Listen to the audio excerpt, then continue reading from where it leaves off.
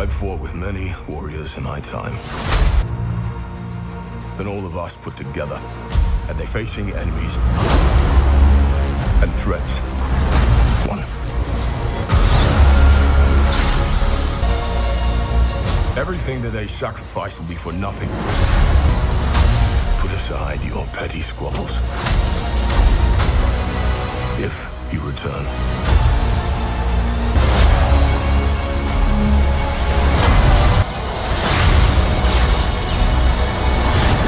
You need a miracle. It's not possible.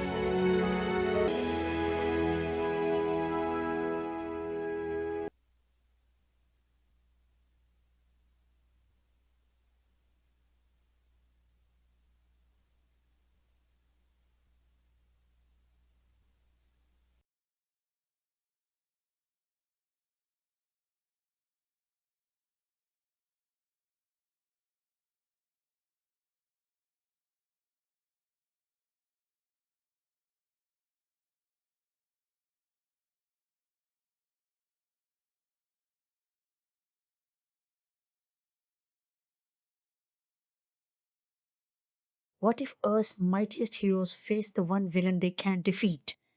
In this video, you'll discover mind blowing facts, hidden details, and a full review of Avengers Doomsday 2026 without missing the biggest surprises. You're watching SA Film Facts, so stick around till the end for epic Marvel secrets every fan should know. Avengers Doomsday is an upcoming American superhero movie based on Marvel Comics' legendary team, the Avengers. The movie is being made by Marvel Studios and released by Walt Disney Studios Motion Pictures. It's the direct follow up to Avengers Endgame 2019 and will be the 39th movie in the Marvel Cinematic Universe (MCU). The film is directed by Anthony and Joe Russo, with the script written by Michael Waldron and Stephen McFeely. This time, Robert Downey Jr. returns to the MCU in a totally different role, playing the powerful villain Doctor Doom instead of Iron Man. In the story, heroes from different universes, including the Avengers, Wakandans, the New Avengers, the Fantastic Four, and the X-Men, team up for one massive battle against Doctor Doom to save the multiverse. Back in July 2022, Marvel announced two huge Avengers movies called Avengers The Kang Dynasty and Avengers Secret Wars, which were supposed to wrap up the MCU's multiverse saga during Phase 6. At first, Jonathan Majors was set to return as Kang the Conqueror, while Destin Daniel Cretton was attached to direct, and Jeff Loveness was writing the script. But things changed in late 2023. Destin Daniel Cretton left the project, Michael Waldron stepped in as the new writer, and Marvel started rethinking the whole Kang storyline because of Jonathan Majors' legal issues. After Majors was officially removed from the MCU, Marvel decided to take the story in a brand new direction. In July 2024, Marvel shocked fans by announcing that Anthony and Joe Russo were coming back to direct. Stephen McFeely was joining as co writer, and Robert Downey Jr. would return as the MCU's newest big bad, Doctor Doom. The movie also brings together a huge cast from past MCU films and even the classic X-Men movies made by 20th Century Fox, using the multiverse to connect heroes and characters from different franchises into one epic crossover.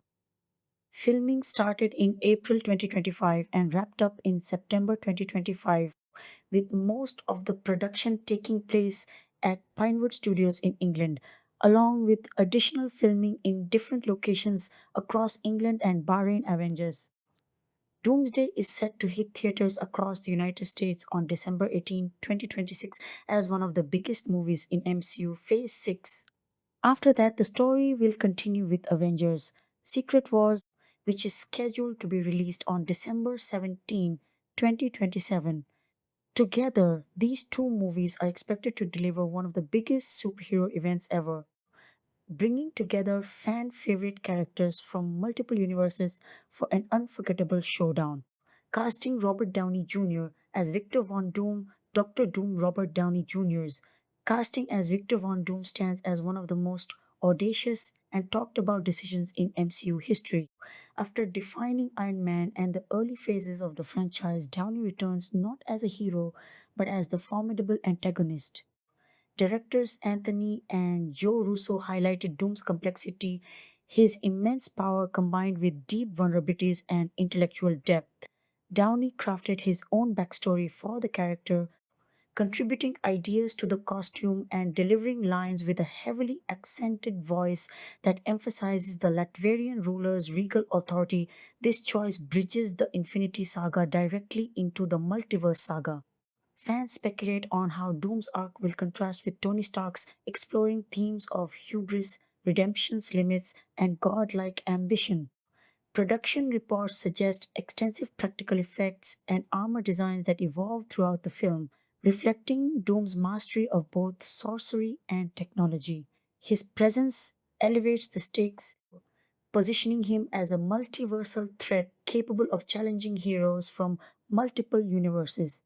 Discussions around his performance focus on the balance between menace and tragic elements, drawing from decades of comic lore where Doom often outmaneuvers cosmic entities. Chris Evans as Steve Rogers, Captain America Chris Evans, reprises Steve Rogers, the original super soldier who chose a quiet life in the past after Endgame. His return feels earned, driven by a story that demands the symbol of leadership and morality the MCU built around him. Evans noted the script provided a compelling reason for Rogers to re enter the fray, likely involving mentorship, moral guidance, or direct confrontation with Doom's tyranny. Expectations run high for Rogers' interactions with Sam Wilson's Captain America and the broader ensemble. Trailers hint at reunions with old allies like Thor, underscoring themes of legacy and sacrifice. Evans' physical preparation and embodiment of unwavering principles remain central, with fight choreography emphasizing strategic leadership over raw power. His role likely serves as an emotional anchor amid multiversal chaos, offering perspective on heroism across timelines. Chris Hemsworth Thor returns as a battle hardened god of thunder, further along in his personal journey post Love and Thunder. The character brings levity, raw power, and Asgardian lore to the ensemble. Hemsworth's performance has evolved from comedic relief to a more mature figure grappling with loss and responsibility. In Doomsday, Thor's involvement likely ties into multiversal threats and alliances with Wakanda or the Fantastic Four. His dynamic with Loki and potential clashes with Doom showcase both hammer wielding spectacle and deeper emotional beats. Hemsworth's commitment to the role, including rigorous training, ensures visually stunning sequences that highlight Mjolnir's might alongside Stormbreaker. Fans anticipate exploration of Thor's place in a changing Avengers landscape. Pedro Pascal as Reed Richards, Mr. Fantastic Pedro Pascal, steps into the MCU as Reed Richards, the brilliant leader of the Fantastic Four from another universe, Earth 828.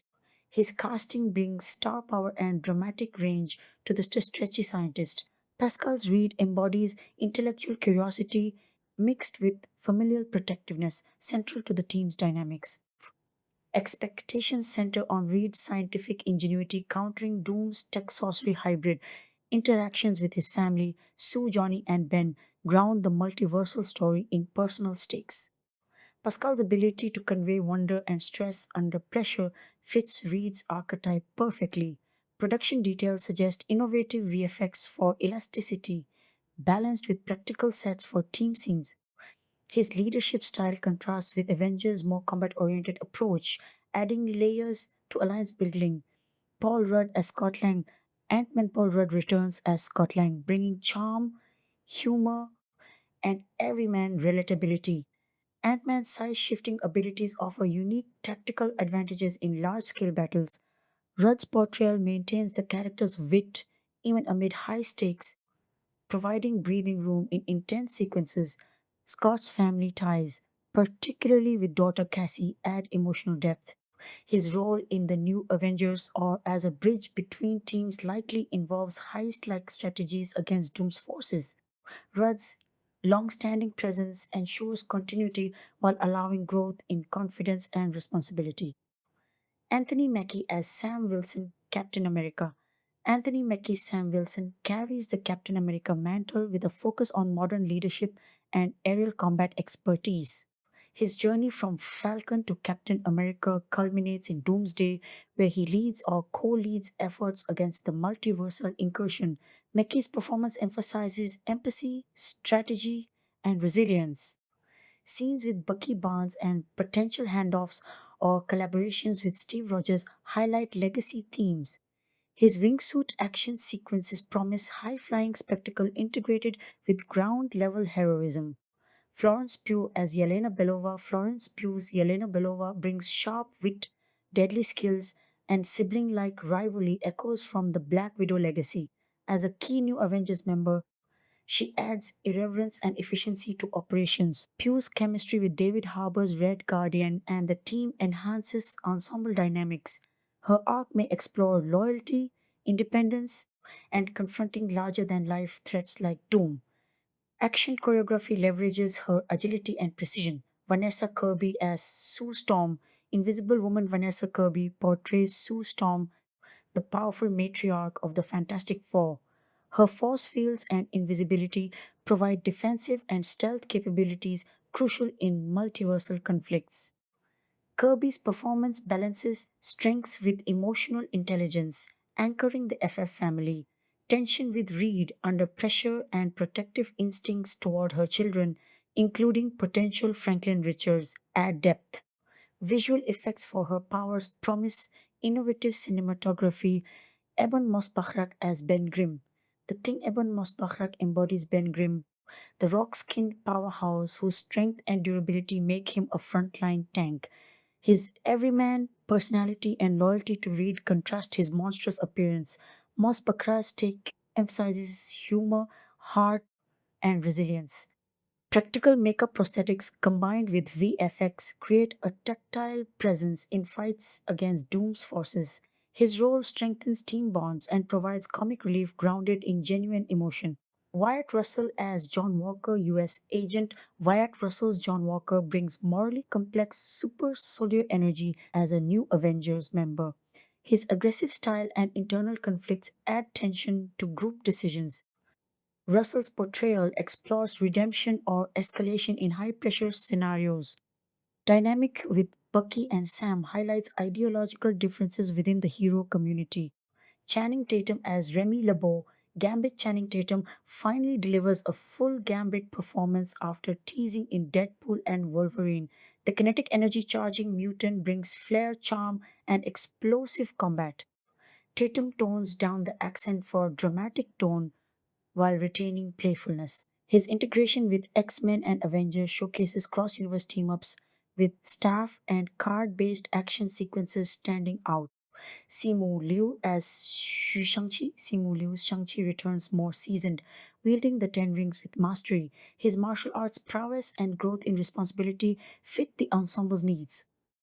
Liu portrays a confident warrior contributing strategic and cultural perspectives, particularly in alliances. Fight choreography blends rings mysticism with hand to hand excellence.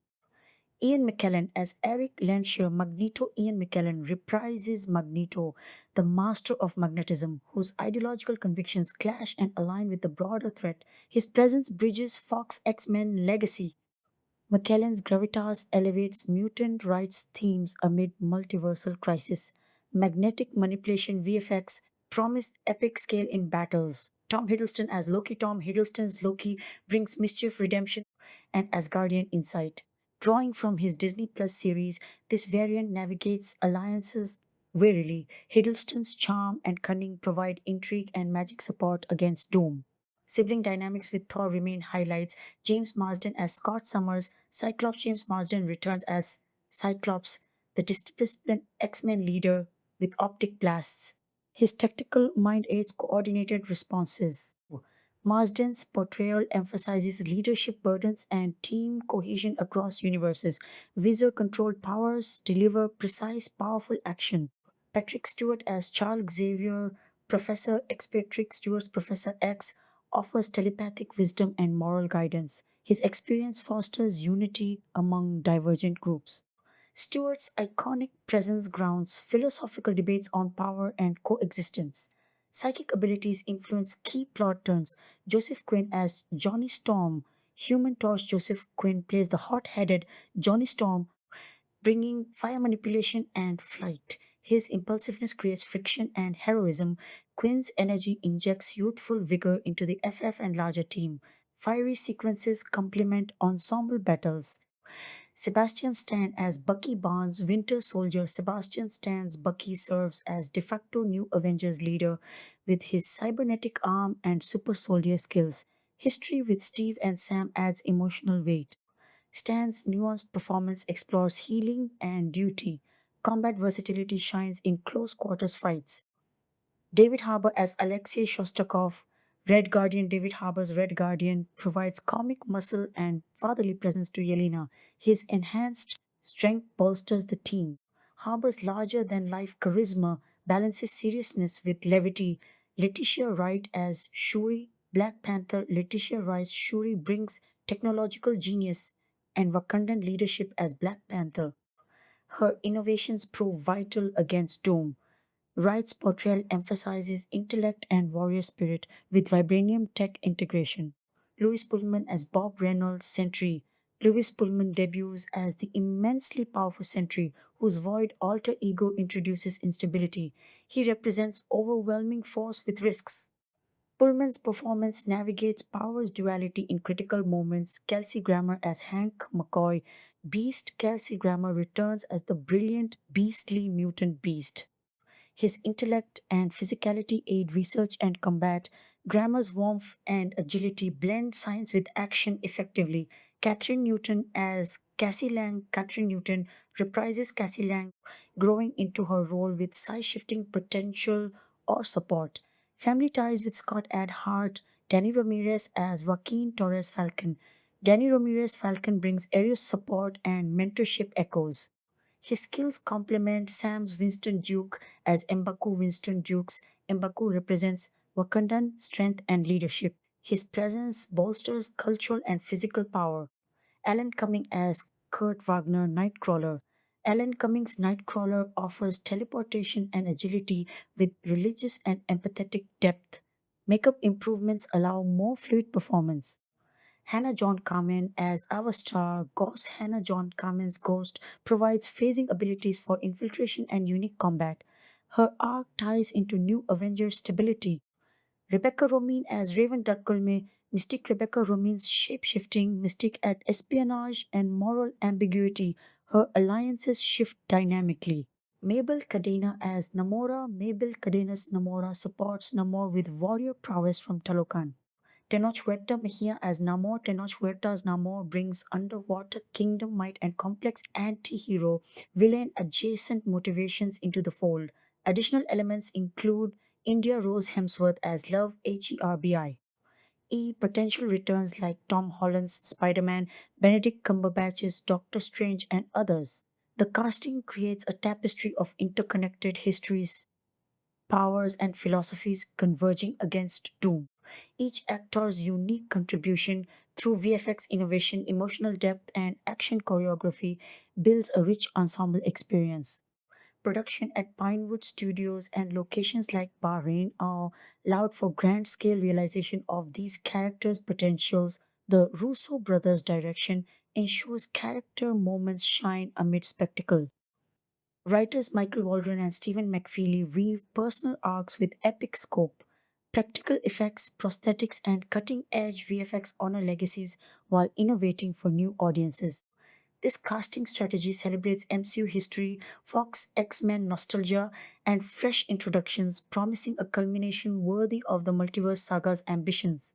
Word count approximately 5,000, expanded through detailed character analysis, performance expectation, thematic ties, and production context for each major and supporting role, production development, and pre production. The road to Avengers. Doomsday stretches back nearly a decade to the period right after Anthony and Joe Russo delivered Avengers Infinity War 2018 and Avengers Endgame 2019. Having steered the Marvel Cinematic Universe through its two biggest crossover events to that point, the Russo brothers made no secret of their appetite for tackling a Secret Wars adaptation. Their interest wasn't aimed at a single comic but at two. The original 1984-85 Secret Wars crossover written by Jim Shooter and the more recent 2015-16 storyline by Jonathan Hickman, both of which hinge on the idea of countless Marvel characters being pulled together onto a patchwork planet called Battleworld. It was a concept built almost entirely around convergence. Different eras, different casts, different corners of Marvel continuity slamming into one another, which made it an obvious next mountain for directors who had already proven they could wrangle enormous ensembles without the story collapsing under its own weight. Christopher Marks and Stephen McFeely, who had written Infinity War and Endgame, publicly said they would be willing to return to script a Secret Wars film, but only if the Russos were back in the director's chairs. That condition mattered because for a long stretch afterward, the Russos were not attached to any new Marvel project, and the studio's plans for its next great crossover event took a very different shape. That shape became clear at San Diego Comic Con in July 2022 when Marvel Studios president Kevin Feige unveiled two upcoming Avengers films: The Kang Dynasty, set for release on May 2, 2025, and Secret Wars, dated for November 7, 2025. These were positioned as the culmination of what Marvel branded the Multiverse Saga, a story arc spanning phases 4, 5, and 6 of the MCU. The Kang Dynasty's title nodded to a 2001 02 comic storyline by Kurt Busiek in which the time traveling despot Kang the Conqueror subjugates humanity, and the plan was for Jonathan Majors, who had already been cast as Kang across several Phase 4 projects and confirmed as the villain for both upcoming Avengers films, to carry that menace onto the big screen. Destin Daniel Cretton, fresh off directing Shang-Chi and the Legend of the Ten Rings, was hired to direct the Kang Dynasty, with Jeff Loveness attached to write it, while Michael Waldron was brought on to write Secret Wars. That trajectory unraveled over the following year. In March 2023, Majors was arrested and faced assault allegations, and from that point on, speculation swirled about what his legal troubles meant for the character's future in the franchise.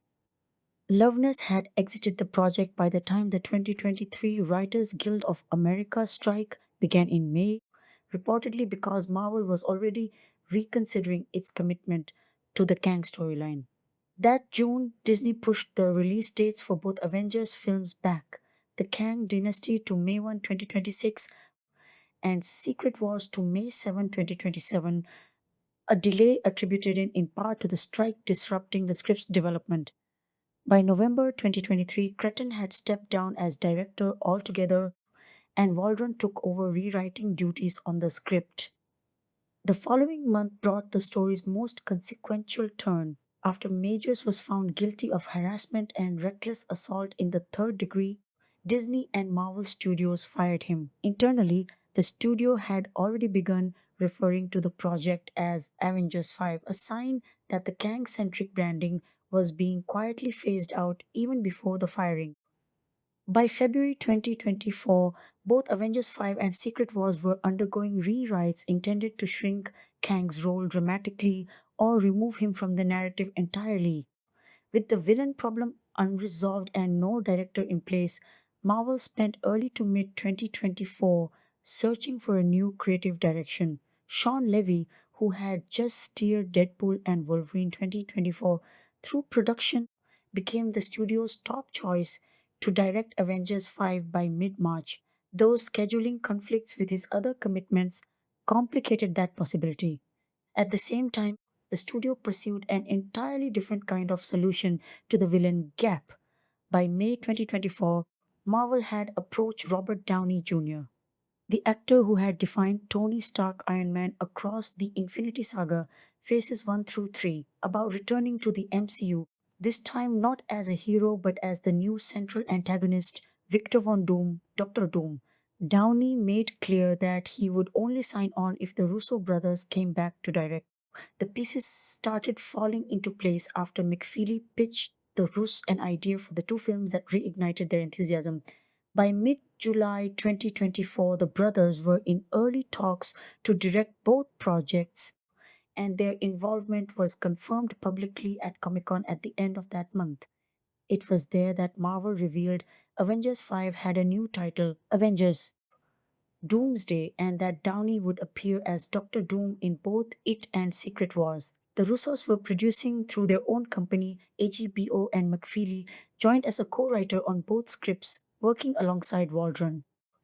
Explaining the decision to hand Downey the MCU's next great villain, Feige offered a tidy piece of logic. The actor had played the most iconic hero in the franchise, so now he would play its most iconic villain. The Comic Con reveal itself was staged as a piece of theater. Several performers dressed as Doctor Doom walked onto the stage before Downey stepped forward and removed his mask to reveal the casting to the crowd. Reactions afterward were mixed. Kat Bailey of IGN described it as one of the more dramatic casting reveals in the studio's history, noting that some fans were thrilled by Downey's return, while others viewed it as a sign of desperation following the chaos caused by Majors' firing. Other outlets weighed in as well. Collider's Collier Jennings raised concerns about casting a non Romani actor in a role whose comic book history is tied to Romani heritage, a point of criticism that echoed broader conversations about representation in adapting long running characters viewed against the full arc of the project's development, the path from the Kang dynasty to Avengers. Doomsday says as much about how a modern blockbuster franchise absorbs a crisis as it does about any single creative choice. What began in 2022 as a fairly conventional sequel plan, a returning villain actor, a first time MCU film director, and a release date roughly 3 years out, was forced by real world circumstances entirely outside the filmmaker's control to reinvent itself twice over. First came the Writers Guild strike, which stalled scripts industry wide and pushed the entire release calendar back by roughly a year. Then came the far more disruptive collapse of Majors' involvement, which didn't just require recasting a role but eliminating an entire villain arc that had been seeded across multiple prior films and television series, including his appearances in Loki and Ant-Man and the Wasp. Quantumania. That combination of pressures effectively forced Marvel to solve two problems at once: finding a director capable of managing a project of this scale on short notice, and finding a villain who could plausibly replace Kang's narrative weight without simply repeating the same time traveling multiversal conqueror concept that had just been abandoned. Landing on Downey and Doom solved both problems simultaneously in an unusually elegant way, since it didn't require inventing audience investment in an unfamiliar new antagonist. It borrowed the built in emotional attachment audiences already had to Downey himself and redirected it toward a new role. Practice has once Downey and the Russos were locked in, the directors turned their attention to how to portray a character they considered one of the most layered figures in Marvel's rogues gallery. They described Doom's power as so vast that it created its own challenges in translating him to screen. But that same immensity gave them room to dig into his vulnerabilities and contradictions rather than simply presenting an all powerful antagonist. Downey took an active hand in shaping the character beyond simply performing lines. He developed his own backstory for Doom to use as a personal reference point and contributed ideas for the character's costume. In performance terms, he settled on a heavily accented voice for the character, a choice that set Doom apart vocally from any prior role Downey had played in the franchise. Casting news accelerated in March 2025. Marvel announced 26 cast members joining Downey, drawing heavily from actors who had appeared across MCU film and television projects, as well as several performers who had originated their roles in 20th Century Fox's separate X Men film series. Feige, Downey, and Marvel Studios teased that the roster wasn't yet complete, promising further reveals.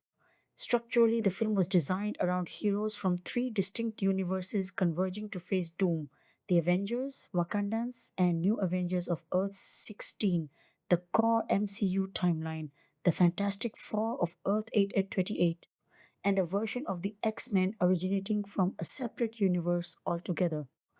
Fax explained that the creative team drew inspiration from the Secret Wars premise of colliding universes, specifically because it unite performers from different franchises that had historically existed apart from one another.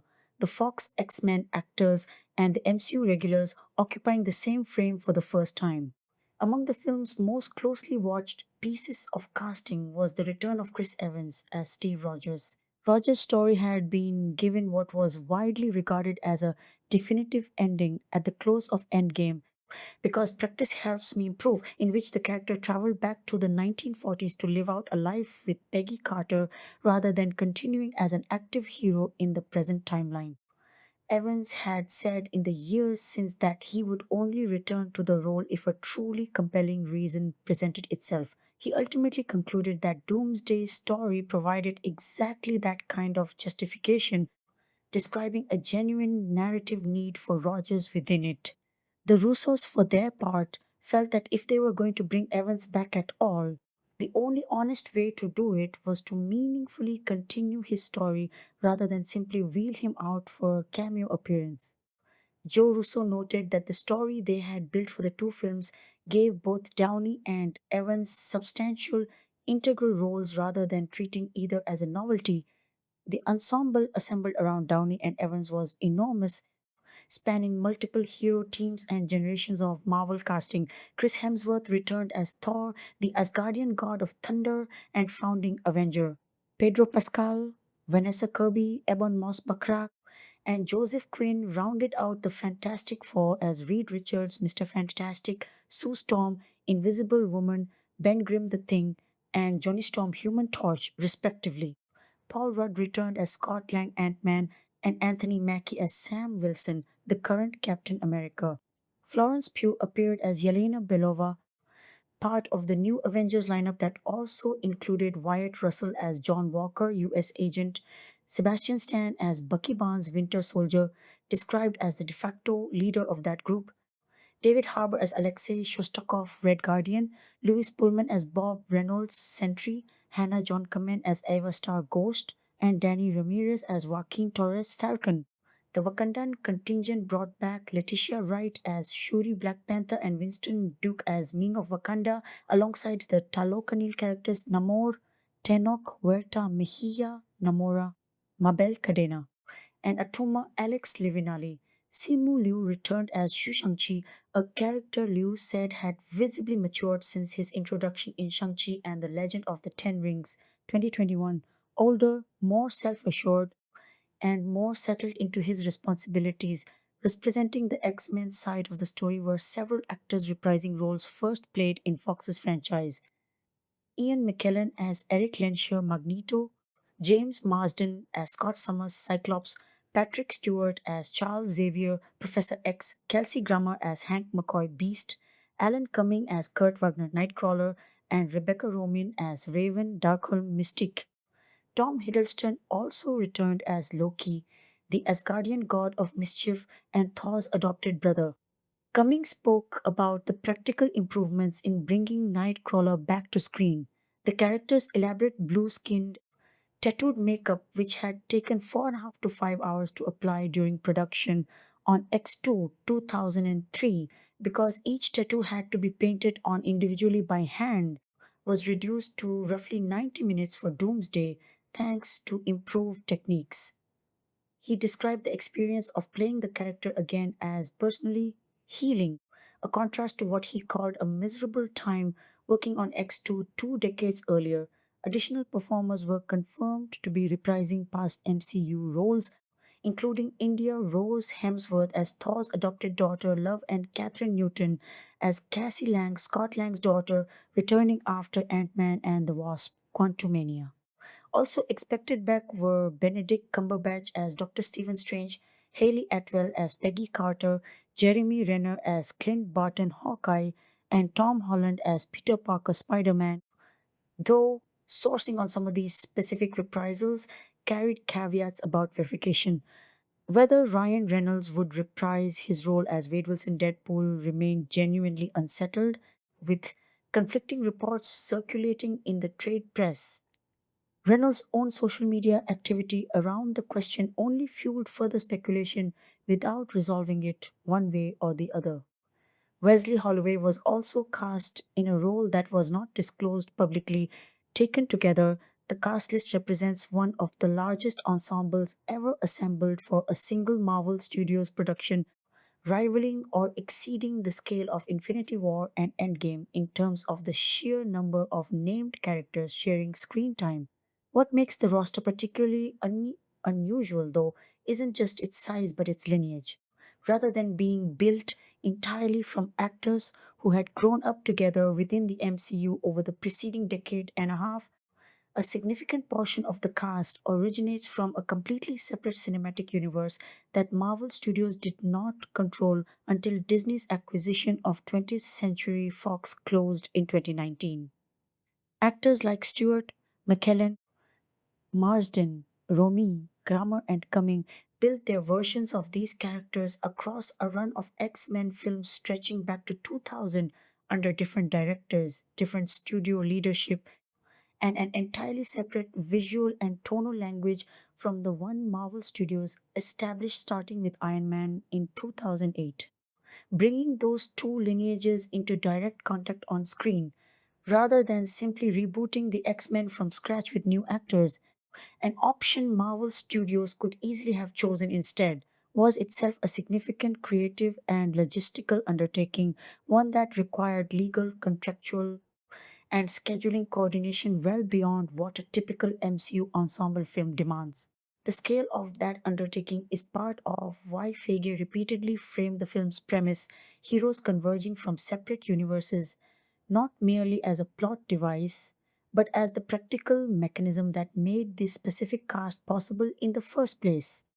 Without a story built around parallel or colliding realities, there would be no narrative logic for a version of Charles Xavier who exists in the same scene as Sam Wilson's Captain America, since in universe those two characters technically belong to storylines that, prior to Doomsday, had never been established as taking place in the same reality. Behind the camera, the production reassembled a team that had a working history with the Russos outside the MCU. Production designer Gavin Bouquet and cinematographer Newton Thomas Sigel both returned from the Russos' television series Citadel 2023 present, bringing a level of shorthand and trust that presumably eased the challenge of coordinating a project of this scale. Costume designer Judiana Makovsky, a veteran of earlier MCU films, also returned. The Russos described Doomsday and its follow up Secret Wars as being developed together in much the same spirit as Infinity War and Endgame were, as a connected two-part story conceived in tandem, though they were explicit that the two films would not be shot back to back the way Infinity War and Endgame had been. That distinction suggests a somewhat more conventional production pipeline for each film individually, even as the overarching narrative connects them. Filming principal photography on Avengers Doomsday began on April 28, 2025, at Pinewood Studios in Buckinghamshire, England, long one of the primary production hubs for major MCU films. The production operated under the deliberately unassuming working title Apple Pie 1, a naming convention consistent with the franchise's history of using code names to keep plot details under wraps during filming.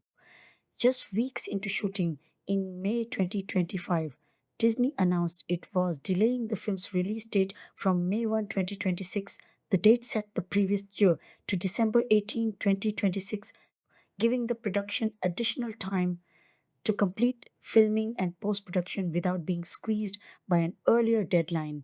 This wasn't the film's first date change. It had originally been slated for May 2, 2025, before the 2023 WGA strike and subsequent creative overhauls pushed it back, but it was the one that ultimately stuck heading into the finished production. Filming was not confined to the sound stages at Pinewood.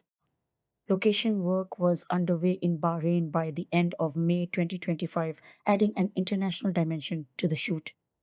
Back in England, the production also filmed at Windsor Great Park, with location permits and filming activity there spanning June and August 2025. This combination of studio and location shooting across multiple countries reflects the scale typical of the MCU's largest crossover films, which routinely blend controlled soundstage environments for effects heavy sequences with real world locations to ground certain scenes visually. Principal photography wrapped on September 19, 2025, closing out roughly 5 months of shooting. Jeffrey Ford, an editor with a substantial history cutting previous MCU films and television projects, took on editing duties for Doomsday. Following the wrap, the Hollywood Reporter noted that a healthy amount of additional photography was expected, a standard practice for large scale Marvel productions, which frequently return for supplemental shoots to refine effect sequences, add connective story material, or capture pickup footage informed by early cuts of the film. That additional photography was expected to take place in early 2026, several months after the main shoot concluded, giving the filmmakers time to assess the assembled footage before determining what further material was needed. The roughly 5 month shooting schedule, spanning late April to mid September 2025, is broadly consistent with the length of time the Russo brothers have historically needed for their largest MCU projects, both of which also combined extensive soundstage work at Pinewood with additional location shoots elsewhere. The decision to film primarily in England again, rather than relocating production entirely, reflects both the deep infrastructure Pinewood Studios has built up over more than a decade of hosting Marvel productions and the practical benefits of keeping a production of this size anchored to a single home base for the bulk of its schedule, even as it ventures out to locations like Bahrain and Windsor Great Park for specific sequences. The Bahrain location work in particular suggests at least part of the story takes the ensemble outside of the more familiar Western settings the franchise has favored in the past, though the specific narrative purpose of that location was not detailed in advance of the film's release.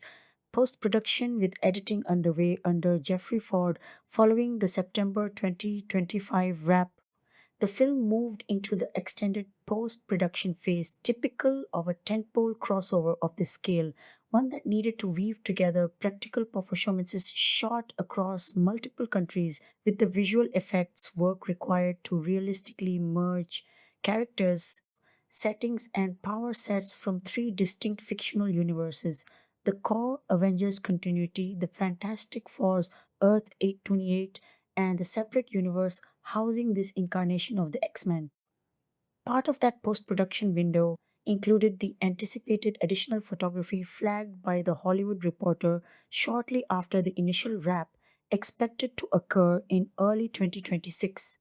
This kind of supplemental shooting is common on MCU films of this ambition, often used to sharpen character beats, add or adjust connective tissue between major set pieces, or capture material that becomes necessary only once editors and directors have had time to live with an early cut.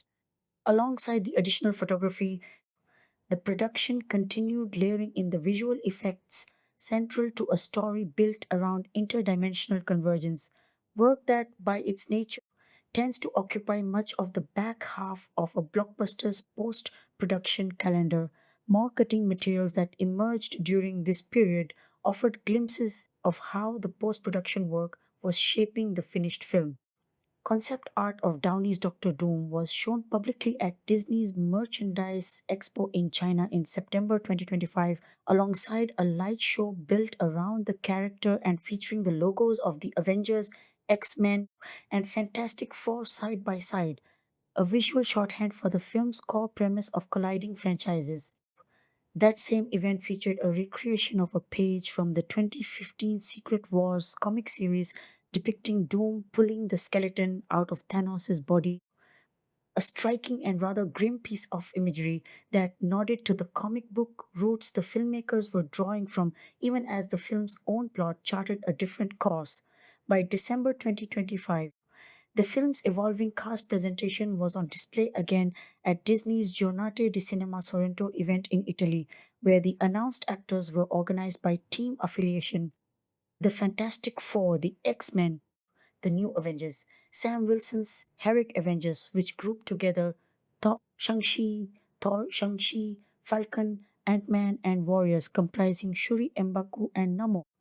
That kind of team based framing gives some indication of how the finished film's story structure organizes its unusually large ensemble, not as one undifferentiated mass of heroes, but as several distinct factions that presumably interact, clash, or combine over the course of the plot. By April 2026, the film had progressed far enough for fake Downey Evans and the Russo brothers to present a full trailer to industry professionals at CinemaCon, suggesting post production had reached a stage where a substantial, presentable cut of footage, complete with narration, effects work, and cross character interactions, was ready to show.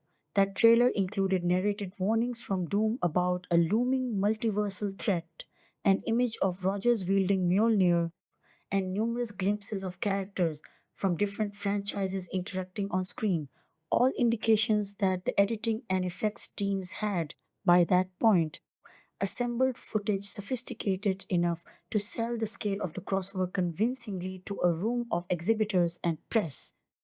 The overall post production timeline, roughly 8 or 9 months between the September 2025 wrap and the CinemaCon presentation in April 2026, with the film not reaching theaters until December of that year, reflects just how much visual effects work a project of this nature typically demands. Uniting three separate fictional universes on screen requires more than simply blocking actors into the same shots. It requires establishing a consistent visual language for how each universe's distinct power sets, technology, and aesthetic conventions read against one another without one franchise's visual identity swallowing the others. The X Men's more grounded, character driven mutant abilities, the Fantastic Four's cosmic and scientific visual motifs established in the Fantastic Four, first steps, and the established MCU's own increasingly cosmic and magic inflected visual toolkit all needed to coexist on screen in a way that reads as a single coherent film rather than three separate movies awkwardly stitched together. That kind of integration work is almost entirely a post production concern, handled by visual effects houses working from the practical performances captured during principal photography and any additional pickup material shot afterward. Music Alan Silvestri, the composer behind the scores for Avengers, Infinity War, Avengers Endgame, and numerous other MCU films, returned to compose the music for Avengers Doomsday. The first hint of his involvement came in April 2024 when Silvestri indicated he might be working on an upcoming Marvel project without confirming specifics at the time. That speculation was resolved a few months later in July 2024. Alongside the wave of major announcements at Comic Con about the Russos' return and Downey's casting, Silvestri was officially confirmed as the composer for both Doomsday and its sequel Secret Wars. Silvestri's return carries a particular narrative and emotional weight given his history with the franchise. His themes for the Avengers, and in particular the sweeping motif most associated with Endgame's climactic battle, have become closely tied in the minds of longtime fans to the idea of the original team's story reaching its conclusion.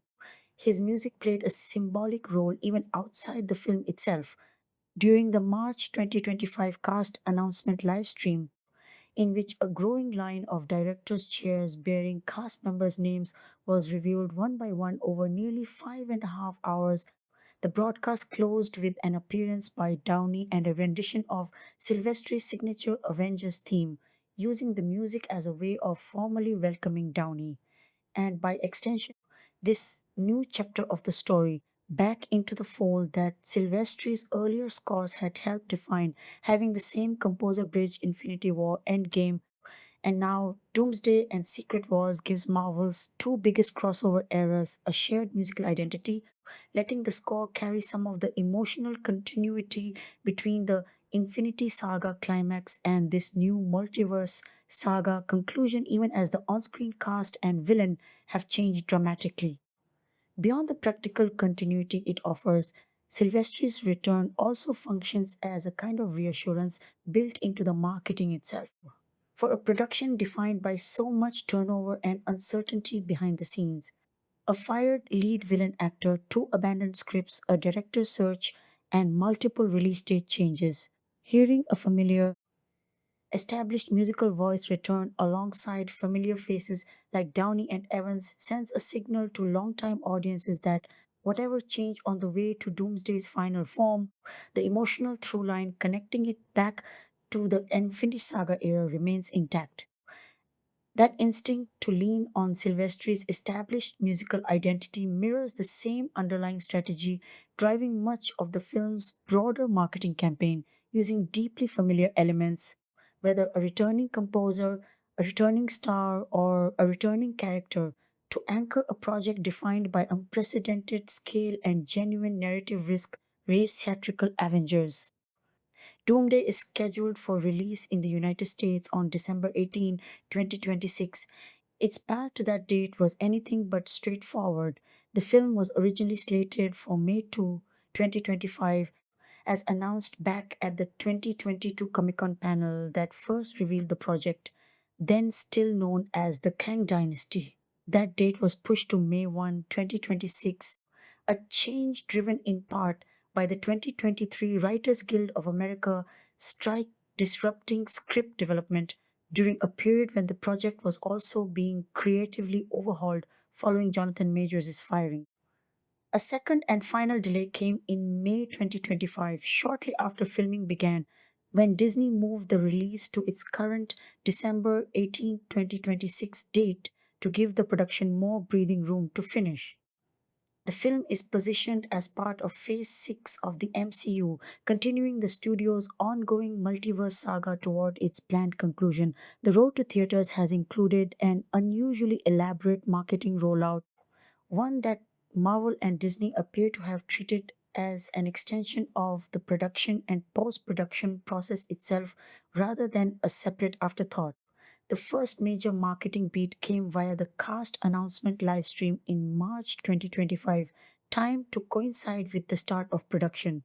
Over nearly 5.5 hours, viewers watched a line of empty directors' chairs slowly fill with cast members' names, a new reveal arriving roughly every 12 minutes, each one scored with music drawn from that actor's earlier Marvel project. The stream culminated with an appearance from Downey and a performance of Sylvester's Avengers theme. After 26 cast members had been revealed, the scale of the response to this stunt was notable by any measure.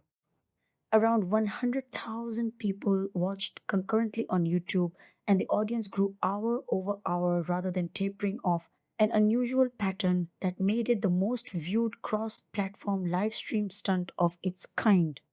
It became the second most trending video on YouTube, racking up 275 million views in its first 24 hours and surpassing viewership records previously held by Marvel's own red carpet premiere broadcasts. Social media mentions reached 3.1 million, a figure reported to be 5 times higher than the social volume generated by the first trailer for Deadpool and Wolverine. On X, the stunt generated 55 distinct trending terms, and the hashtag Avengers Doomsday sat atop the platform's trending list for more than 7 hours.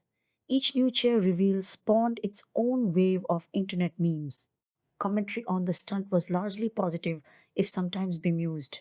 Anthony D'Alessandro of Deadline Hollywood called it a pop cultural event. Variety's Jordan Moreau and Brent Lang described it as a deliberate slow burn and compared it to the elaborate 2017 reveal of Game of Thrones' seventh season premiere date, in which a block of ice was left to melt on camera. Both stunts, they noted, drew some mockery for their glacial pacing even as they succeeded in generating attention.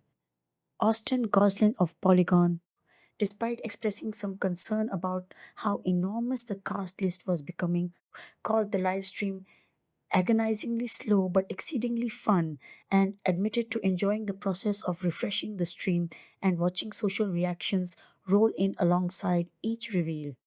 James Whitbrook of Gizmodo framed the sheer size of the audience as evidence that Marvel retained much of the cultural grip it had built over nearly 2 decades.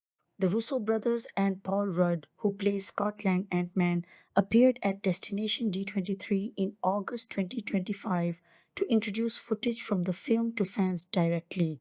The following month, Disney's Merchandise Expo in China unveiled concept art of Downey's Doom alongside a light show built around the character, and in December 2025, the film's cast was showcased by team affiliation at Disney's Giornate di Cinema Sorrento event in Italy.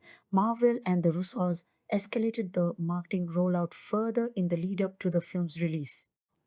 On December 18, 2025, exactly 1 year before the film's scheduled premiere, the Russo brothers released a short teaser built around a 12-month countdown clock. From there, the studio adopted an unusual distribution strategy for its next wave of promotional material.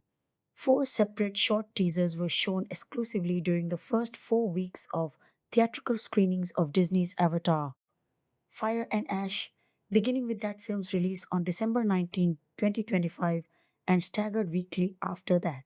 Each of these 4 teasers focused on a different corner of the ensemble and was structured to build anticipation gradually. The first revealed Chris Evans' return as Steve Rogers, showing him holding a baby, a striking image given the character's supposedly definitive retirement at the end of Endgame. The second featured Thor praying to his father Odin, asking for the strength to make it back to his adopted daughter Love after the battle ahead. The third centered on the X-Men characters Charles Xavier, Eric Lensher, and Scott Summers, and included a shot of a ruined Xavier school for gifted youngsters. The fourth focused on the Wakandans and the Talokanil, showing Shuri and M'Baku meeting Ben Grimm of the Fantastic Four for the first time on screen. Each teaser was released online roughly a week after its exclusive theatrical debut. December 23, December 30, January 6, and January 13, respectively, and each one closed with the same countdown clock introduced in the initial December 18 teaser.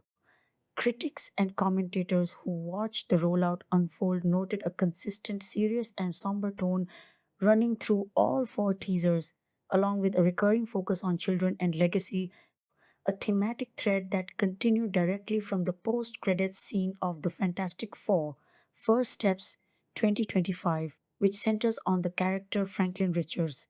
Jesse Stedin at IGN welcomed the more dramatic, weightier take on Thor shown in the second teaser, viewing it as a deliberate departure from the more comedic register the character had taken on under director Taika Waititi in Thor Ragnarok 2017 and Thor Love and Thunder 2022.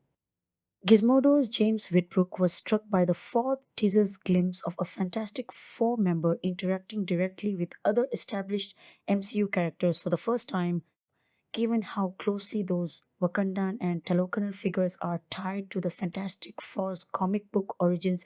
Doom's conspicuous absence from all 4 teasers drew its own round of commentary. Marco Vito Odo at comicbook.com called the choice, a smart way to keep building anticipation for the character, predicting Doom would be saved for a full trailer aimed at a broader, more global audience rather than the theater going crowd catching avatar. Fire and Ash the rollout wasn't without friction.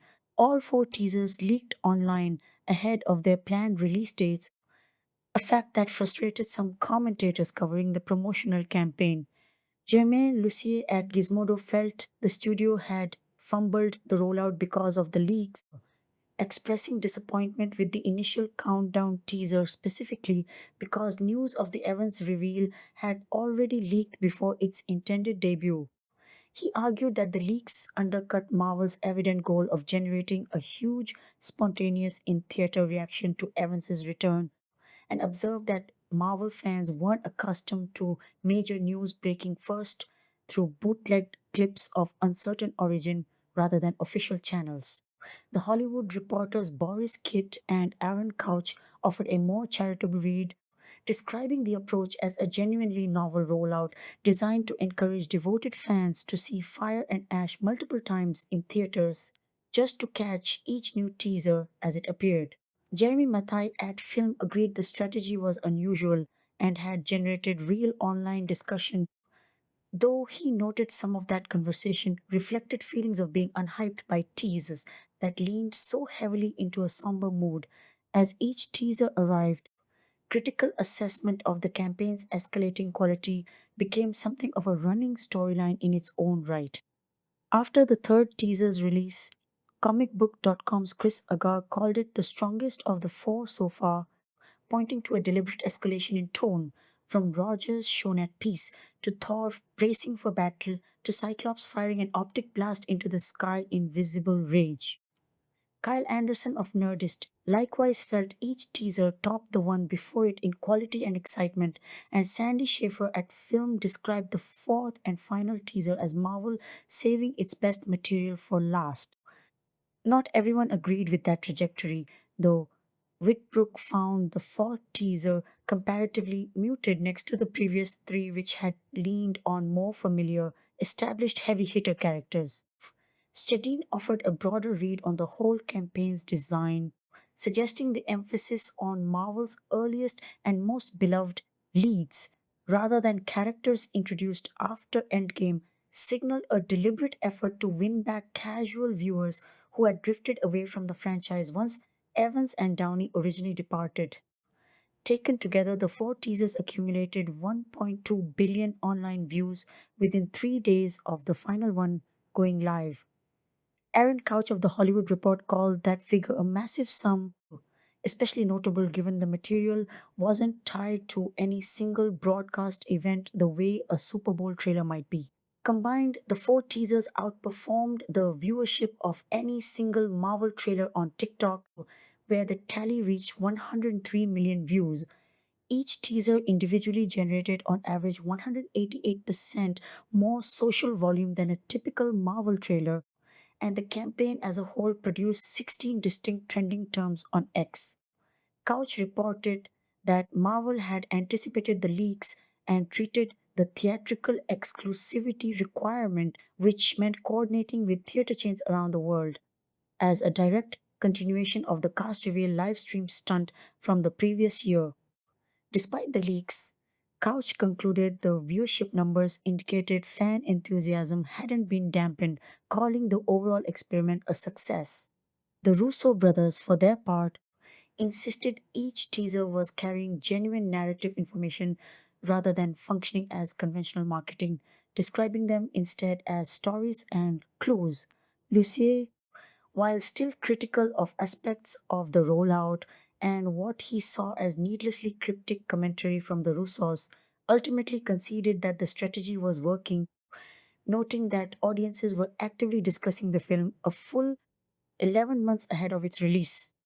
There was some additional speculation among commentators about whether Marvel had shot footage specifically for marketing purposes rather than pulling exclusively from the finished film, a practice with precedent in earlier MCU releases, and about whether certain shots had been altered to obscure specific characters or plot details. Kyle Anderson of Nerdist believed the fourth teaser, focused on the Wakandans and Talokanil, was the only one of the four that appeared to use actual footage from the finished film rather than material shot separately for promotional purposes. That fourth teaser also debuted in an unusual way.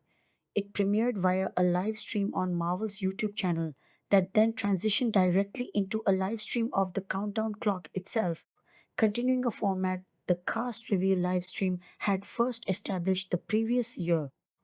Commentators speculated about whether that countdown live stream might be used again to drip feed further information about the film as the release date approached, though opinions on the format's value were mixed.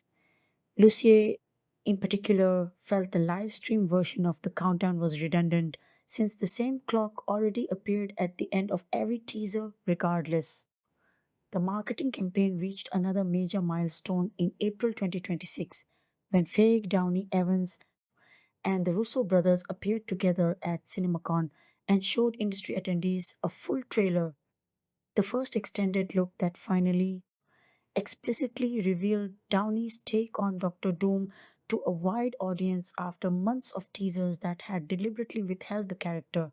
The trailer featured Doom's own narration warning of an imminent multiversal threat, alongside footage of Rogers wielding Mjolnir and numerous glimpses of characters from different franchises interacting with one another for the first time on screen. Multiple outlets flagged the reveal of Doom as the trailer's headline moment, given how carefully the character had been kept out of view up to that point. Lisa Richwine, reporting for Reuters, described the trailer as extremely well received by the audience in the room, so much so that Downey personally requested it be played a second time. The Hollywood Reporter's James Hibbard, compiling a list of CinemaCon winners and losers, named Marvel among the event's clear winners, citing attendee reactions that some described as more overwhelming than anything they had experienced at the convention before, and characterizing the decision to screen the trailer twice as a supremely confident move. Beyond the marketing rollout, the film's theatrical release has also involved some notable logistical wrinkles tied to format availability. In early 2026, it emerged that Doomsday would not have access to IMAX theaters in the United States for at least 3 weeks after its release, because Dune Part 3, also scheduled for release on December 18, 2026, holds exclusivity in IMAX venues during that window. As a workaround, Doomsday is expected to screen in IMAX in select international markets where that exclusivity arrangement doesn't apply and will otherwise be available across a range of other premium large formats, including Dolby Vision Screen X, D-Box, and 4DX. The Wrap reported in March 2026 that Disney intended to push aggressively to secure access to as many of the roughly 322 chain specific premium theater formats operating worldwide as possible, presumably to offset the absence of a full domestic IMAX rollout. The following month, Disney announced that Doomsday would receive the company's own Infinity Vision certification for premium large formats, a designation meant to help audiences identify which theaters offer the biggest, brightest, and most technically capable presentation experiences. A number of commentators interpreted the creation of this new certification as a direct response to Doomsday's IMAX limitations, effectively giving Disney its own competing badge of quality to promote in place of the IMAX branding it couldn't fully secure domestically.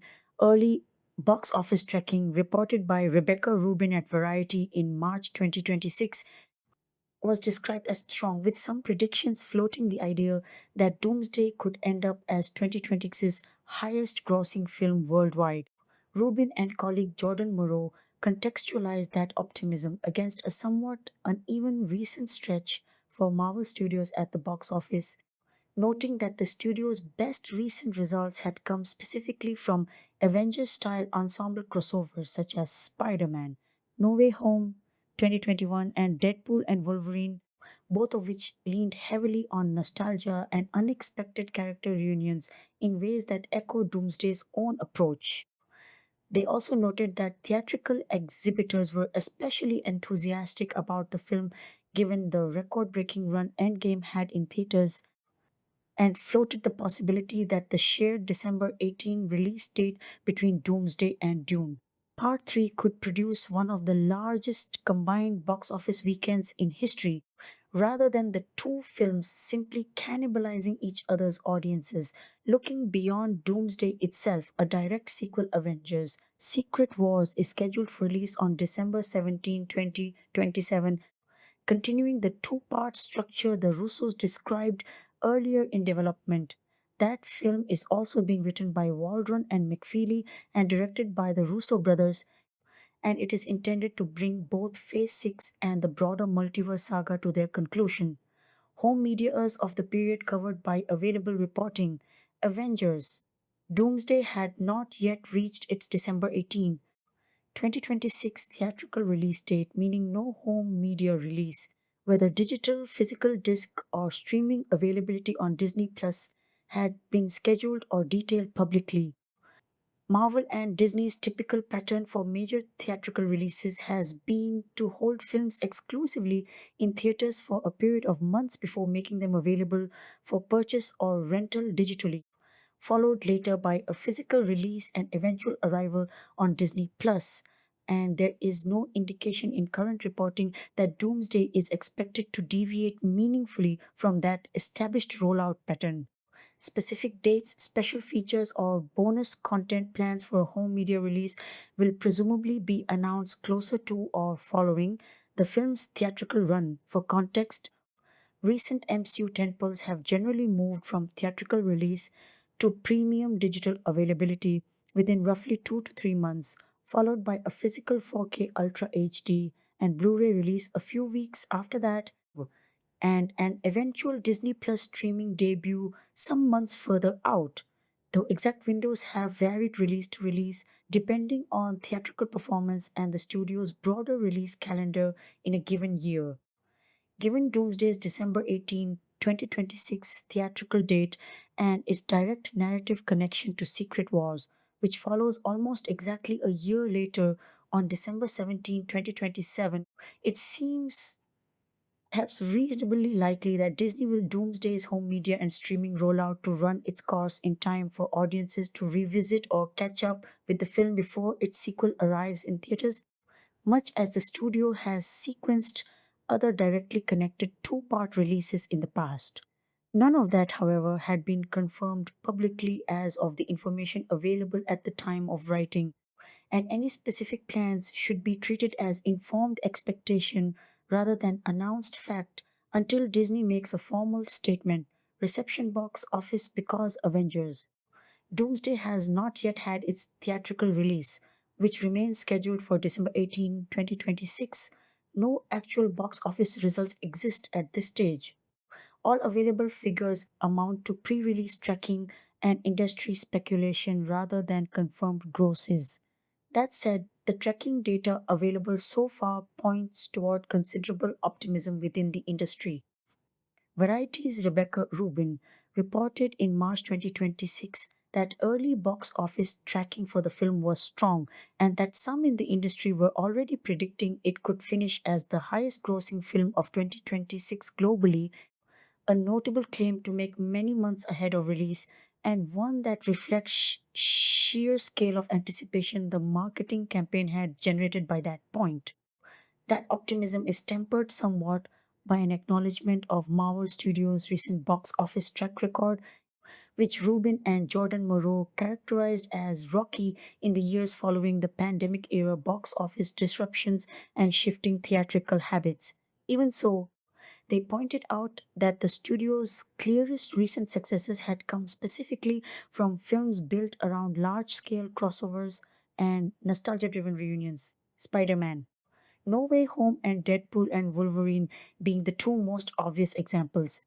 A pattern that Doomsday's entire marketing approach, from the cast reveal live stream to the character focused teasers emphasizing legacy actors like Evans and Hemsworth, appears to be deliberately built to replicate.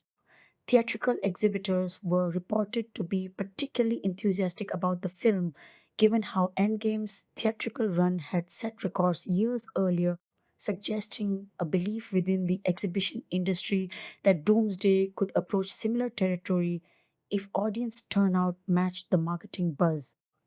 One particularly interesting wrinkle in the box office conversation involves Doomsday's shared release date with Dune, Part 3, both scheduled for December 18, 2026. Rather than framing this as a straightforward head to head battle for the same audience, the more traditional way of thinking about two major tentpoles opening on the same weekend, some industry analysis raised the possibility that the two films could instead combine to produce one of the largest overall box office weekends ever recorded, on the theory that a general public excited about big theatrical events might simply see both rather than choosing one over the other. That framing was complicated somewhat by the IMAX exclusivity dispute between the two films, in which Dune Part 3 secured a multi week IMAX exclusivity window domestically, leaving Doomsday to lean on Disney's newly created Infinity Vision certification and a broader spread of other premium formats to compete for the premium screen dollar in the United States specifically, even as it retained IMAX access internationally. How that particular competitive dynamic ultimately plays out at the box office won't be knowable until both films have actually opened. Box office tracking conducted this far ahead of a release date is by nature an imprecise exercise.